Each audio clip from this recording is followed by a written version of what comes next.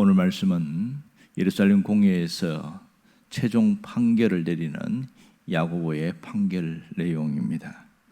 야고보는 먼저 베드로를 통해서 가이사랴 이방인 고넬료 일행에게 구원을 주신 하나님을 하나님께서 그들을 돌보셨다, 이런 표현을 썼습니다.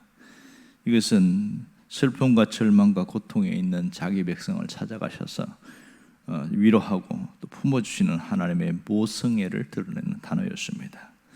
야고보가 이런 단어를 쓴 이유는 당시 선민의식에 젖어 있는 유대인들의 하나님의 부성애로 이방인들을 심판하신다는 그런 하나님으로만 알고 있는데, 하나님은 부성의 사랑뿐만 아니라 모성의 사랑도 갖고 계신다.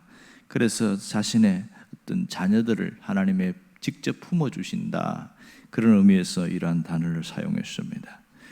야고보는 자신의 주관적인 판단과 또 베드로의 증언만 통해서 그렇게 최종 판결을 내렸다면 아마도 후유증이 심각했을 것이라 판단됩니다. 왜냐하면 야고보의 주관적인 판단은 그가 믿을 수 있는, 다른 사람들을 설득할 수 있는 근거가 희박했기 때문에 그렇습니다. 지금 예루살렘 교회 안에서도 할례가 구원의 조건이라고 믿는 사람들이 상당수 있었기 때문에 그들을 설득하기에는 상당히 빈약했습니다. 그래서 자신의 판결의 근거를 하나님의 말씀을 갖고 왔습니다. 그는 선지자의 말씀과 일치하도다. 15절에 제일 먼저 그렇게 이야기합니다. 내가 지금 내리는 이 판결은 나의 주관적인 생각이나 베드로의 말을 듣고 그렇게 결정한 것이 아니라 이것은 선지자의 말씀과 일치한다, 이렇게 이야기합니다. 여기서 일치하다는 이 단어는 함께 같은 소리를 낸다, 그런 헬라의 원뜻을 갖고 있습니다. 결국은 베드로가 한 이 얘기가 자기의 간정으로 끝난 것이 아니라 구약에 나오는 선지자의 말씀과 동일하다, 그렇게 이야기하고 있습니다. 오늘 이 일치하다는 이 단어에서 주는 놀라운 뜻이 있습니다. 그것은 베드로의 증언은 단순한 자기의 간정이 아니라 이미 예언된 하나님의 말씀이 이루어진 사실이었고, 베드로는 지금 그것을 증언하고 있다. 야고보는 나 또한 하나님의 말씀을 봤더니 이렇게 하다. 그래서 그들의 모든 이 판결의 근거를 선지자의 말씀, 곧 하나님의 말씀을 갖고 왔다는 사실이 굉장히 놀랍습니다. 이 야고보는 구약 성경 아모스 9장 11절에서 12절 말씀을 그대로 갖고 왔습니다. 본문 16절에서 18절까지의 내용은 구약 성경 아모스에 나오는 내용인데, 근데 사실 아모스 9장을 들어가 보면 똑같지 않거든요. 이 메시지가 왜 이럴까? 왜 아모스 9장 11절 12절과 이 부분이 왜 다를까? 약간 혼란스러워요. 가만히 보니까 야고보가 사용한 성경은 구약 히브리어 성경이 아니라 헬라어로 번역된 72년 번역본을 사용했습니다.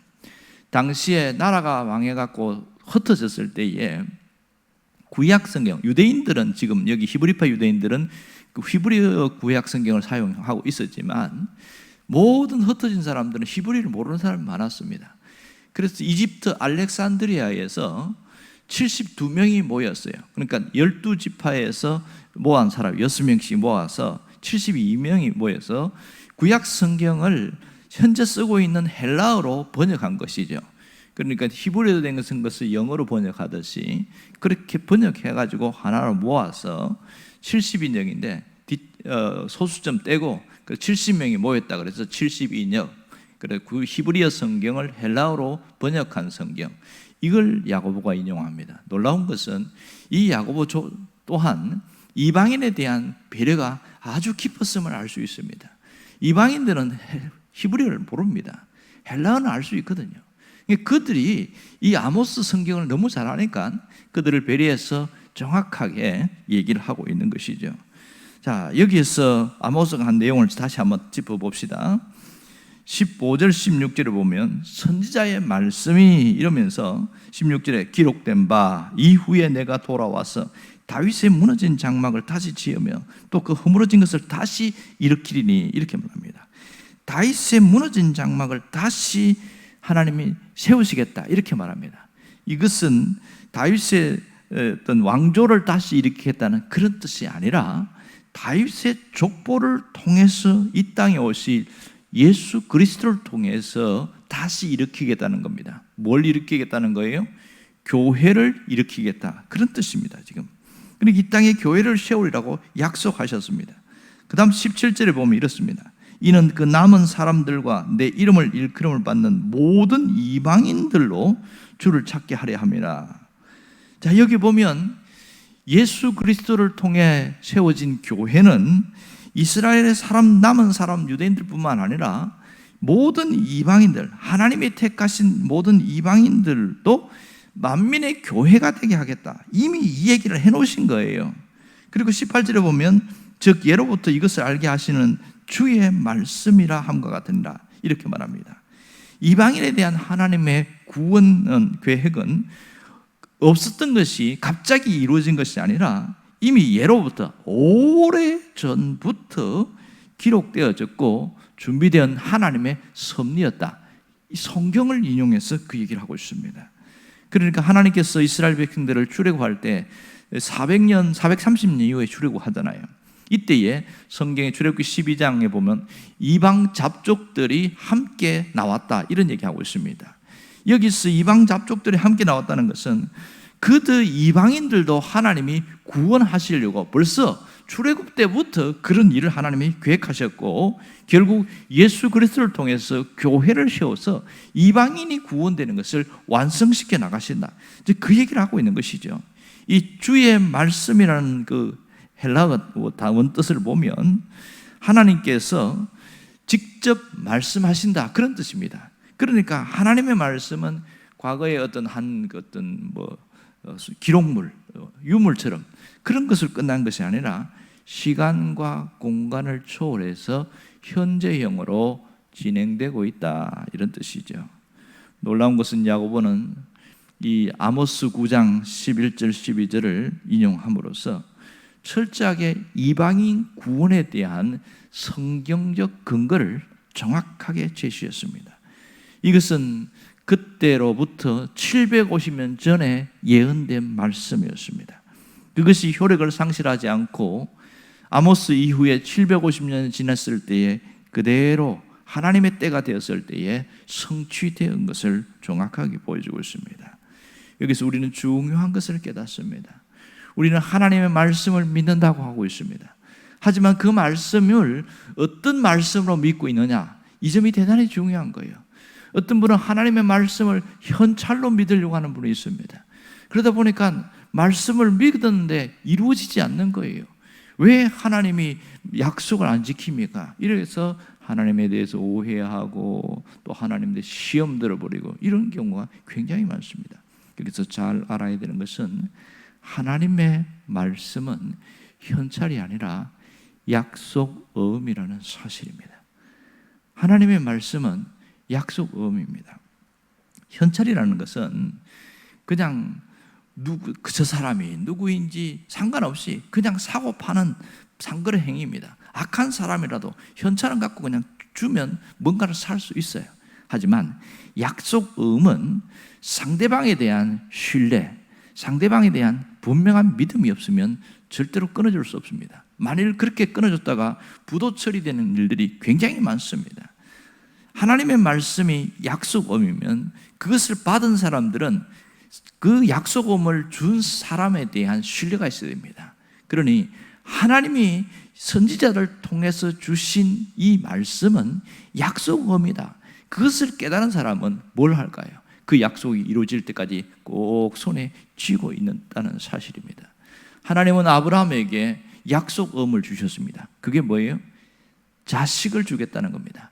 너의 자식을 아들을 통해서 하늘의 별과 같이 땅의 티끌같이 셀 수 없게 이렇게 하시겠다. 약속을 줬어요. 그런데 그 약속은 현찰이 아니었습니다. 약속음이었어요. 언제 이루어졌습니까? 25년 후에 이루어졌습니다. 25년 후에 그것이 이루어졌습니다. 이스라엘 백성들이 출애굽했을 때에 그들이 가나안 땅까지 가는데 얼마나 걸렸습니까? 40년이 걸렸습니다. 이 하나님의 약속, 말씀이 40년이라는 약속음으로 이루어진 것이죠. 또한 말라기를 통해서 예수 그리스도를 보내시겠다고 하나님은 분명히 약속하셨습니다. 그것이 언제 이루어졌습니까? 400년 후에 이루어졌습니다.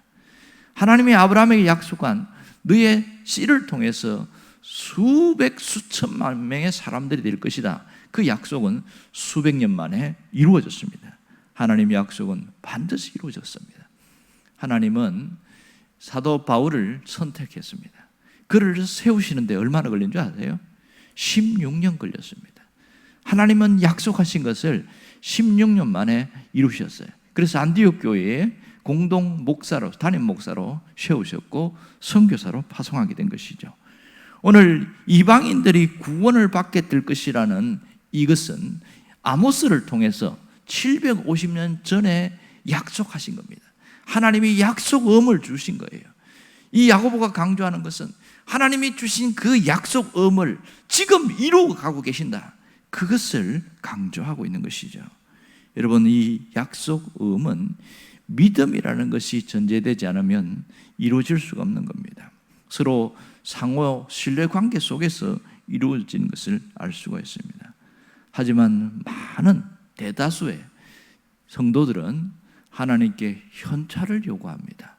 하나님, 그런 거 필요 없고요. 저는 현찰이 좋습니다. 현찰을 주세요. 그렇게 기도합니다.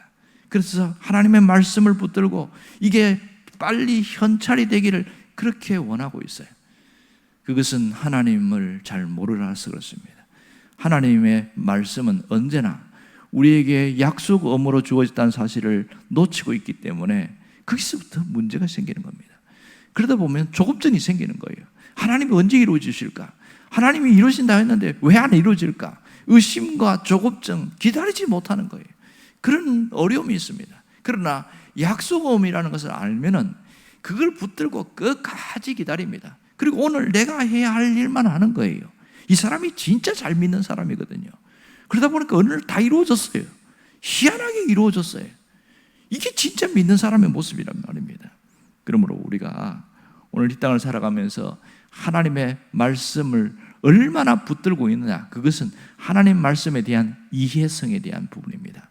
이사야를 통해서 이런 말씀하고 있습니다. 이사야 40장 6절에서 8절에 보면 풀은 마르고 꽃은 시드나 하나님의 약속은 영원하리라. 하나님의 약속은 영원하리라. 성경에 있는 수많은 수백 가지의 약속들이 있습니다. 하나님은 이미 이루신 것도 있고 예수 그리스도를 통해서 교회를 세운다는 것은 이루어졌습니다. 그리고 앞으로 종말까지 이루어 가시는 일들도 있습니다. 이 수많은 약속음은 누구를 통해서 이루어지냐? 그 약속음을 믿고 신뢰하고 따르는 자를 통하여 이루어지고 있는 겁니다. 그렇다면 오늘 우리는 어떻게 살아야 하는가?